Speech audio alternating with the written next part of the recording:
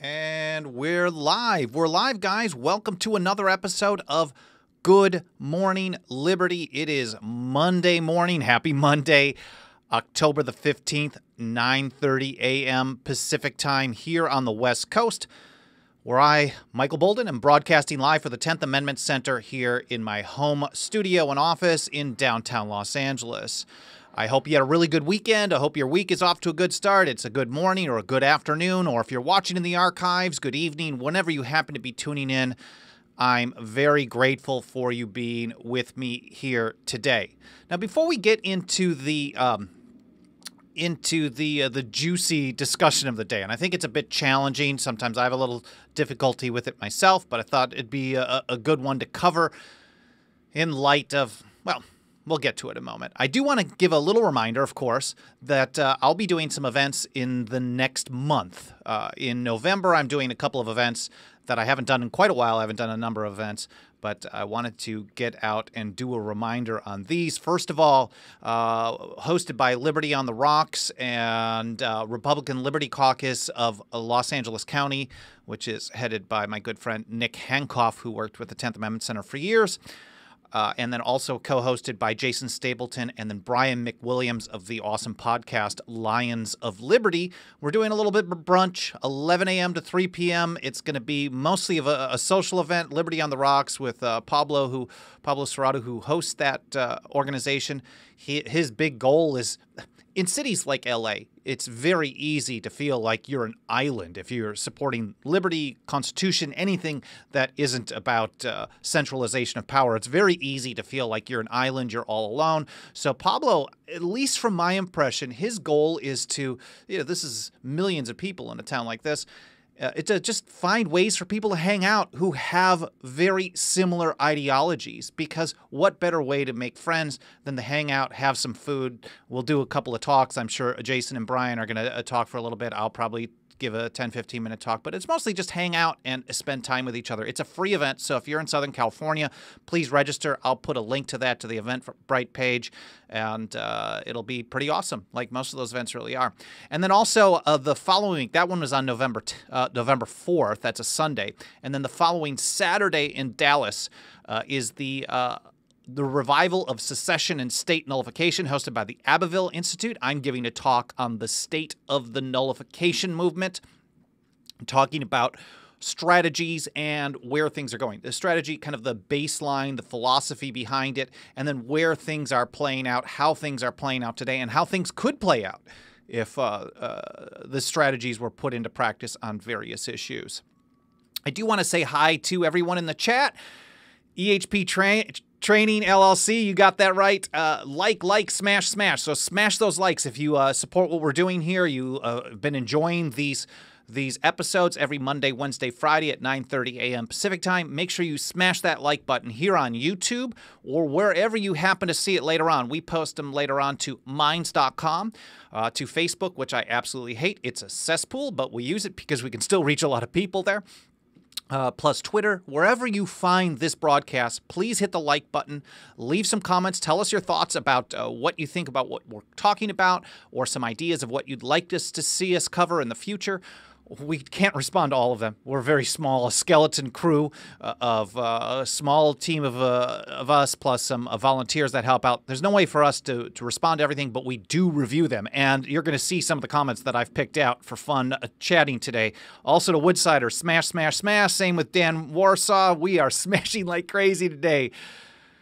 And Will Johnson makes an interesting comment. Through decentralization, you associate with those whom you share things in common. And that's natural. I mean, could I hang out with just people that, so I'm part of a running group here in Los Angeles, and I love the people that I run with, but very few of them have some of the same philosophical connection that the views that I have. So we don't have that level of connection. So sometimes it's great to go to these events. Sometimes when I have to travel, I hate the TSA. I don't want them to touch me. They always do. I would rather avoid it. I would rather drive if I could. I can't always do that because of time and constraints.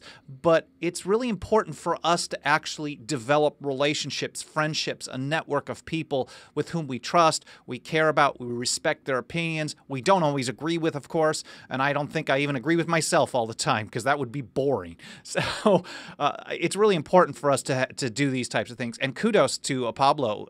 If you guys are ever in Southern California, find one of his events. He's been working really hard for years. Sometimes there's 100-some people that come out to just to go have food together, which is really, really cool. So let's get on to our conversation for the day today, which I think is very challenging for some people. And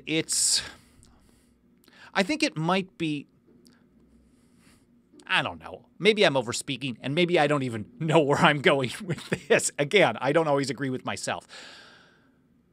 Sometimes I think the greatest challenge is the centralization of power. Well, the centralization of power draws really nasty people to it who want to use that power. Sometimes I think it's the lobbying that pays for it. Sometimes I think the greatest problem is the people who keep voting these losers into office.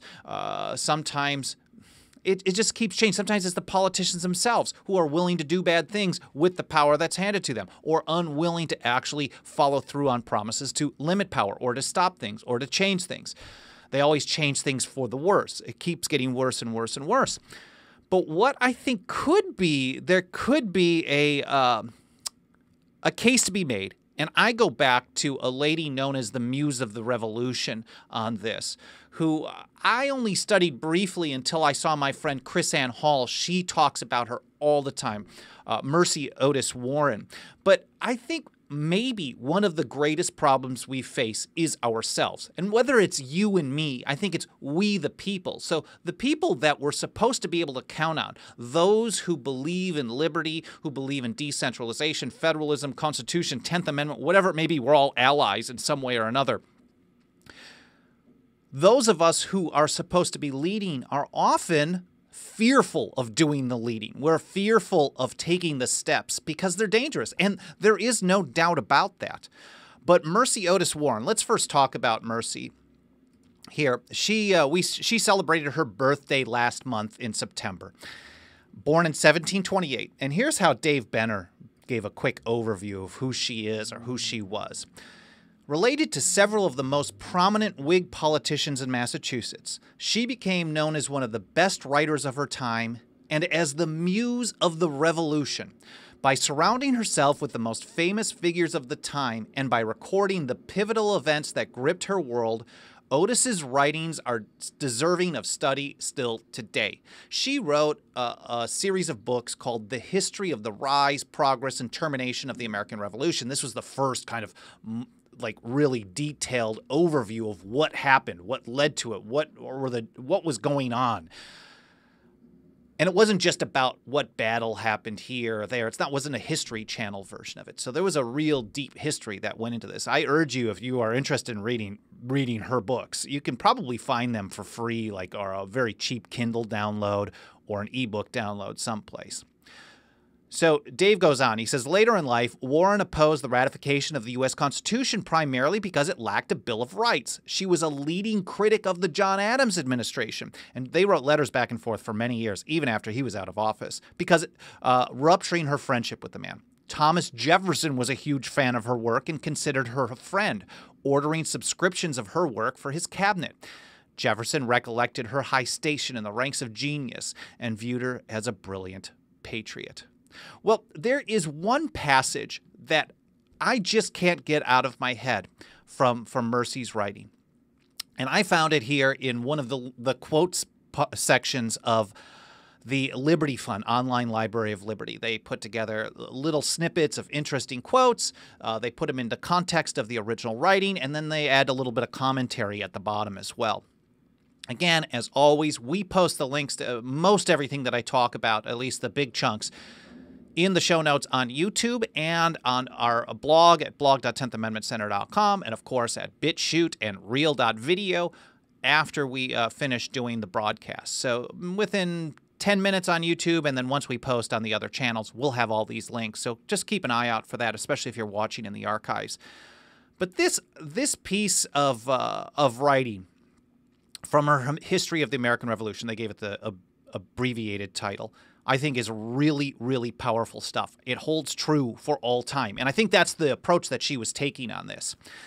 And I'm just going to read it. It may sound a little bit boring, but it'll make a little bit more sense as we go through it. She says, she's first talking about how the American Revolution was this rare time in history where people really came together for common cause, and it took a strong stand. They had tons of backbone. They were willing to do what was right, even with the great risks in front of them. But she was pointing out that this is a rare thing. This does not happen very often. And we know throughout history, this does not happen very often. This is a rare historic situation. So she points out it must be acknowledged that the voice of the people seldom breathes universal murmur. But when the insolence or the oppression of their rulers extorts the bitter complaint, on the contrary, there is a certain supineness which generally overspreads the multitude and disposes mankind to submit quietly to any form of government, rather than to be at the expense and hazard of resistance. People are willing, she's making the case that there's something in our human nature, and I think there's a case to be made for it, that risking our liberty, our lives, our property is a pretty big hurdle to get past. And when you're facing a really nasty government, today we have the largest government in the history of the world, it's very likely that people, as long as their day-to-day life isn't overturned, are not willing to make a stand. And that goes to the famous poem from Pastor Niemöller. First they came for the communists, and they came for this group, but eventually they came for all the groups, and then there was no one left but me. And that's a long time kind of standing view of people. So Mercy goes on. She says, they become attached to ancient modes by habits of obedience, though the reins of authority are sometimes held by the most rigorous hand. So willing to be obedient, even to the most aggressive, the most tyrannical rulers. Thus we have seen in all ages, not once in a while, in all ages, the many become the slaves of the few, preferring the wretched tranquility of inglorious ease. They patiently yield to despotic masters until awakened by multiplied wrongs to the feelings of human nature, which, when once aroused to a consciousness or the native freedom and equal rights of man, ever revolts at the idea of servitude. It is so easy to turn a blind eye to the multitudes of wrongs against us. And if we're just using, let's say we're using the Constitution as our guide, it is easy to turn a blind eye to the fact that the National Firearms Act of 1934 has been on the books for over 80 years. When we talk about ending gun control, we're not talking about stopping new bans like the Obama's ban on M855 ammo or the Trump ban on bump stocks, or just saying, well, that's for amateurs. I hear this a lot now. Like, well, bump stocks are for amateurs. They're dangerous, so we should get rid of them. No, that's the problem. And this also goes back to when I talked a few weeks ago or last month on the anniversary of George Washington's farewell address. He warned us. He warned us that if you turn a blind eye to one thing and you allow them to exercise more power on one thing because you may happen to agree with it, or it's politically expedient, or you don't mind, it doesn't affect you personally, then eventually that power is going to be used against you. And that's, I think, the Pastor Niemöller quote. And that's what Mercy Otis Warren, this great leader of the American Revolution, the muse of the revolution, was talking about. It's so easy to just sit by and watch things happen. But if we watch things happen to other people, whether they're popular or not, if we watch it happen to other people and say nothing or do nothing, we're basically helping. Not that I don't want anyone to think, because there's no way I could do this either.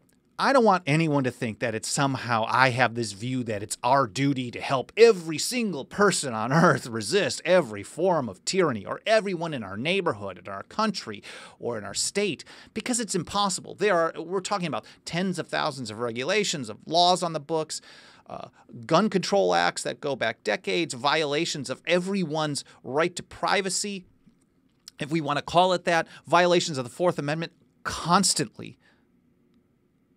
There's no way to resist everything, but to resist nothing, I think, is very problematic. Now, all of us, I think, when we drive, and I don't do it very often, Los Angeles is not a very positive place to do that, I think we all resist in our own very passive or very easy way. We all speed.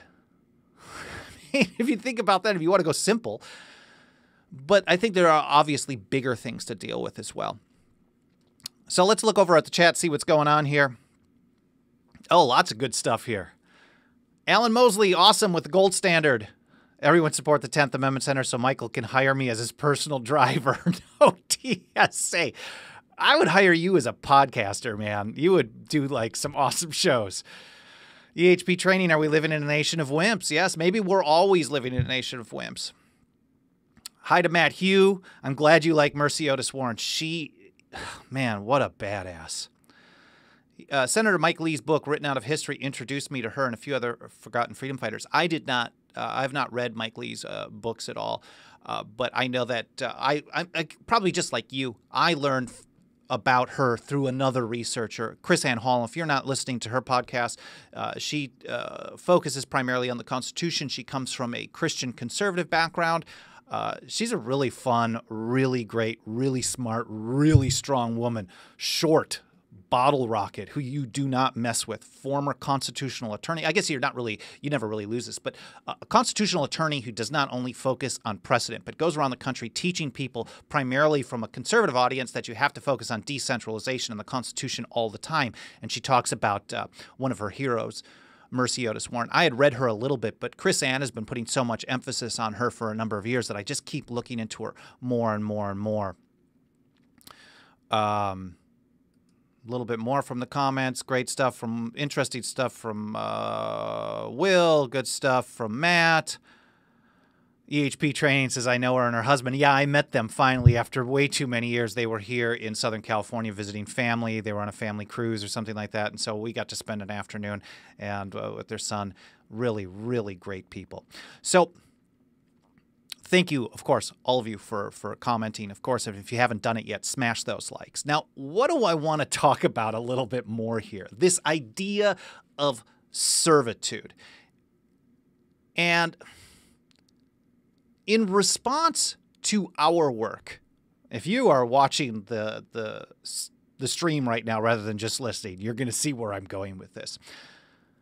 Our work, we try to, at every turn possible, use our resources to teach people about the proper role of government under the Constitution. We also try to teach people what to do about when government violates your liberty. And over and over and over and over again, we remind people that the right solution isn't relying on government to limit its own power. And especially if we're talking about the federal government, which I think is the most dangerous organization on earth, the U.S. federal government. If you're relying on it through any of its branches, whether it's the executive, Congress, or the federal courts, to limit its own power, you shouldn't be surprised if that power continues to grow. If you're okay with it using additional power against your political opponents, you shouldn't be surprised that at some point someone else is going to use that power against you because you will eventually be the political opponent. If you're okay with it for political ramifications, you're okay because your team is in charge, you shouldn't be surprised when the other team is going to use it against you. It is all very dangerous. So we oppose government overreach at every turn possible. Now, we can't cover everything because it's impossible to do all of it. But on the major issues, our rights to free speech, to privacy, violations of the Fourth Amendment, the 10th Amendment, the Second Amendment, the Fifth Amendment, things like that, we try to stand up and point out that this is wrong. We also try to give people the tools to resist it, whether it's on a state, local, or probably more follow than a leader on an individual level. But where we get the greatest opposition is when we oppose gun control, period. There is no greater opposition in our work than when we oppose gun control. And unfortunately, our greatest opposition isn't coming from the Bloombergs of the world. When we work to introduce a Second Amendment Preservation Act in a state or a Second Amendment Preservation Ordinance in a county or a city, we get great opposition from gun rights activists. In Missouri, we came very close. With some parliamentary tricks a few years ago, we got what was called the SAPA, the Second Amendment Preservation Act, introduced and almost passed into law, passed by a huge margin in the state house that would have nullified every single gun control law on the books. And in the legislation, it said, quote, past, present, or future. So this was the line in the sand to say all the stuff on the books now is illegal. The state of Missouri is going to take action to stop it, stop its enforcement. Anything that's currently on the books and anything that you may try in the future. This was during the Obama years. We knew Obama was trying to come up with new stuff like the M855 ammo ban, or now even today with Trump's bump stock ban, or Jeff Sessions trying to get more aggressive against undetectable firearms. So we came very, very close, but the greatest opposition we had there was not from Moms Demand Action or from the Bloomberg people. It was from the NRA walking the halls and lobbying legislators to stop opposing it. So what they ended up doing was at the last moment, they ran out the clock by introducing a very technical amendment on the Senate side. So it passed both the House and the Senate, which means it would go to the governor for a signature. Probably would have been vetoed. It was a veto override, like huge margins on both sides. And so you introduce a technical amendment on the last day, like change one or two words or one sentence that does not change the content of the legislation, the effect of the legislation. But because of that, it has to go back to the other chamber, get another debate, another vote, and then go to the governor. And people will often do this when they want to pretend they're on your team, and then they run out the clock. There's no time to have the debate because you've got a row of other things that have gone through the same process, and then you're in trouble. So we had great opposition from the NRA. We had great opposition from Republicans who did not want to do this, from establishment Republicans, obviously. We also had the same issue in Florida where the NRA representative literally was aggressively opposing our efforts. And mind you, we even changed the legislation to not even address current gun control laws on the books. Same thing happened in Arizona. We even tried to have conversations with the regional rep for the NRA there in Arizona and just could not see eye to eye. They basically tell us they don't want states to take action to not even just. Some people get the impression that if you're nullifying something, that means the state is going out and arresting federal agents. But that is not really how it happens in most situations. Most situations is a recognition that the federal government does not have the resources to enforce its laws, and so therefore the state simply just backs out and says we're not going to participate anymore. So we have a great deal of opposition to supporting the right to keep and bear arms from people who do not want to upset the apple cart, the status quo, the system at hand, from the side that's supposed to be with us. And I don't want to just single out the NRA, but there are many. And I'm just taking a sampling. I should just really do this more often. I'm taking a sampling of comments from the cesspool that is Facebook that I absolutely hate, but we keep using, of people who attack us when we say we don't want any more gun control. We don't want more.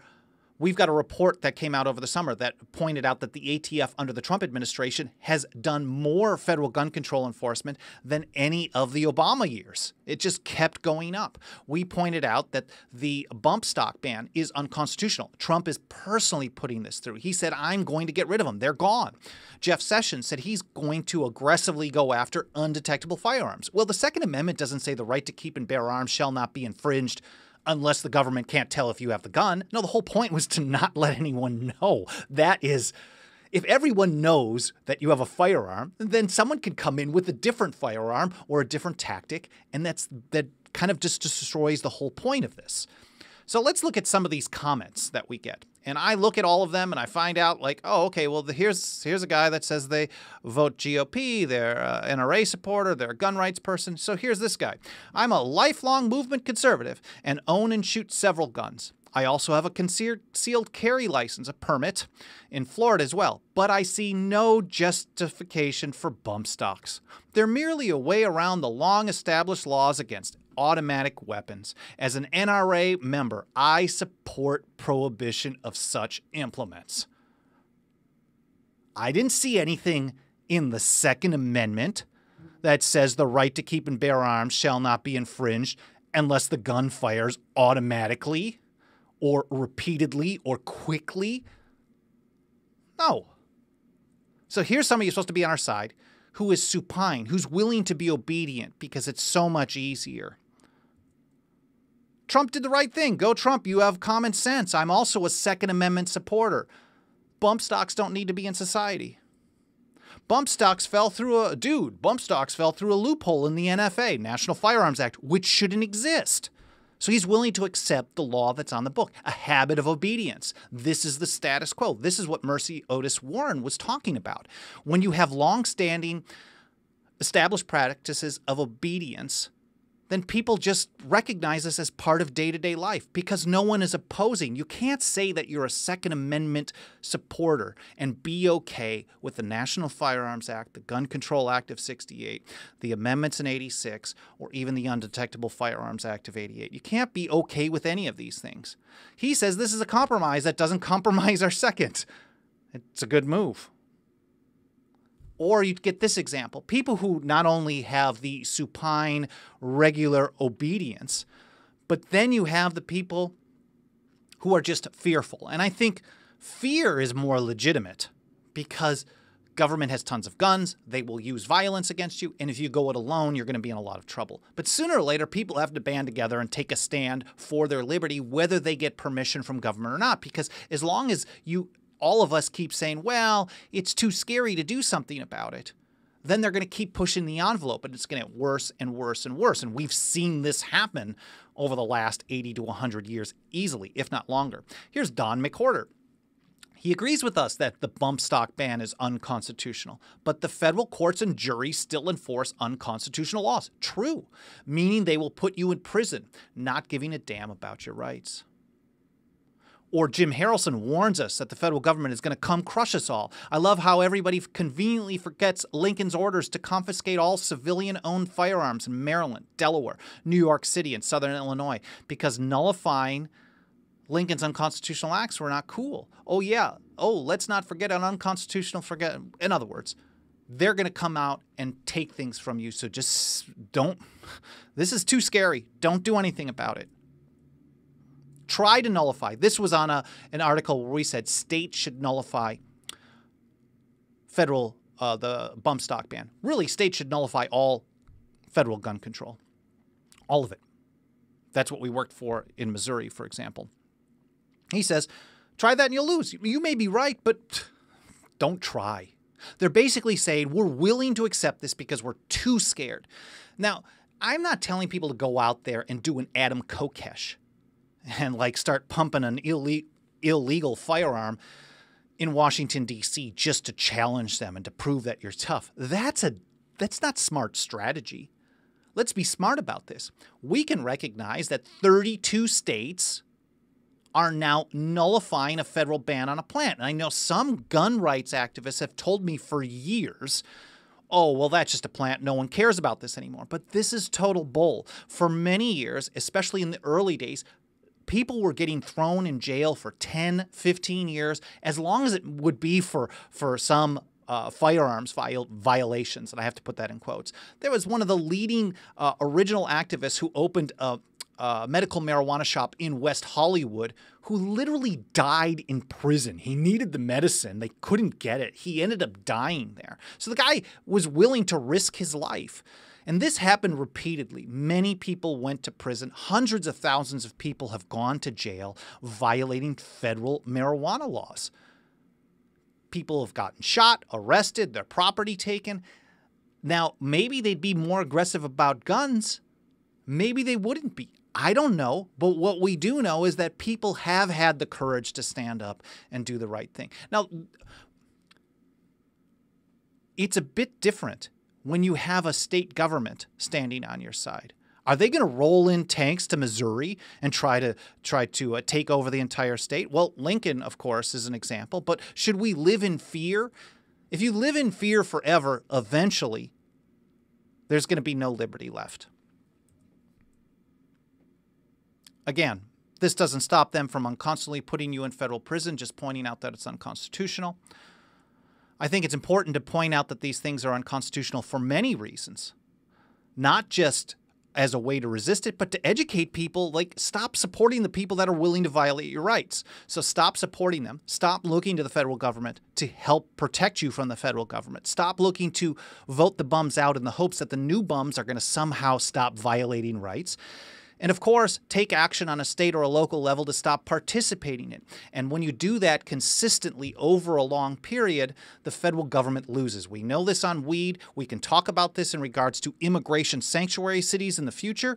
I know a lot of our supporters and viewers probably are not in favor of that, but we certainly can learn from what they're doing, and clearly they're being extremely effective at this. EHP training, great point. It's not about bump stocks. It's about freedom. And it's about not trusting government to take an inch. If you give them an inch, they're going to take a mile every single time.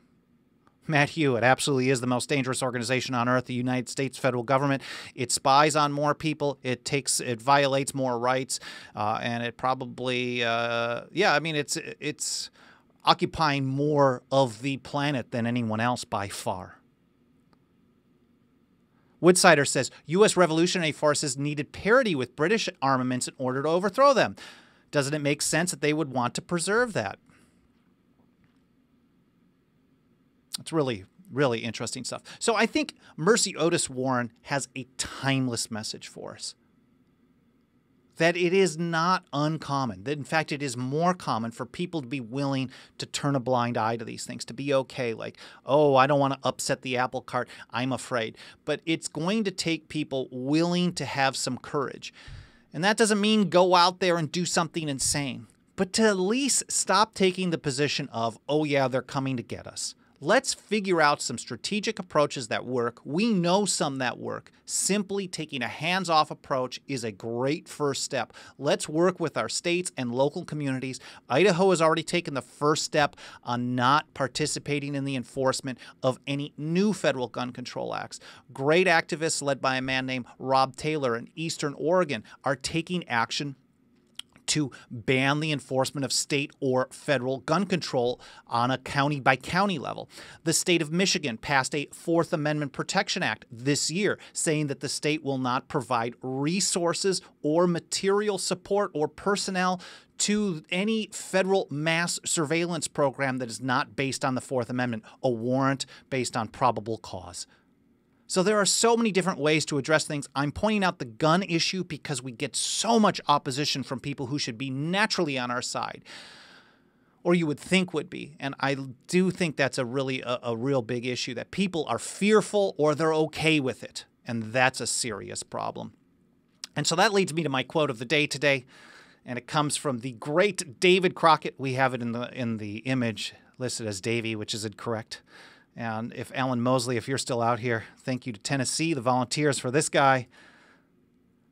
But here's how Mr. Crockett put it. I will never come and go and fetch and carry at the whistle of the great man in the White House. That was Andrew Jackson, no matter who he is. And we could change that from White House to government to anybody. It takes some backbone to stand strong for liberty. We have to start showing more backbone for the Constitution and liberty, at very least in our conversations and in our principles and in our strategies. So I hope you found something interesting here today. It's a very challenging topic that I've wanted to cover for quite a while. I hope I did an okay job. This is not an easy one for me either, but it is extremely interesting taking a look and seeing what's going on here and actually recognizing some of the roadblocks we face. Because if we don't really pay attention to those, how are we going to get past them and get more liberty in our lifetime and for the future? So I want to thank everyone who tuned in today. Marky Monroe, sorry I didn't see you earlier. EHP Training, Will Johnson, Woodsider, Matt Hugh, awesome to see you. Dan Warsaw again. And, of course, my good friend Alan Mosley with the Gold Standard Podcast. Thank you so much. And if I didn't mention your name or if you're watching and hadn't left a comment yet, thank you. Please smash those like buttons. We really, really appreciate it. It helps us a lot get the word out. Triggers the algorithm of whatever network you're hitting like on to show the video and the link to other people. We'll be posting this same video a little bit later to a number of places. Reel.video. BitChute. We also post links to Facebook, Twitter, and our profile at minds.com. I'm going to start using gab.ai more this week as well. And, of course, our website at 10thamendmentcenter.com. Again, thank you so much for watching. I'm sorry for going a little bit long today. This is a really, really meaty topic. I'm very grateful for you being here. We'll be back Wednesday morning, 9:30 a.m. Pacific time. I hope you have a great Monday. Thanks again.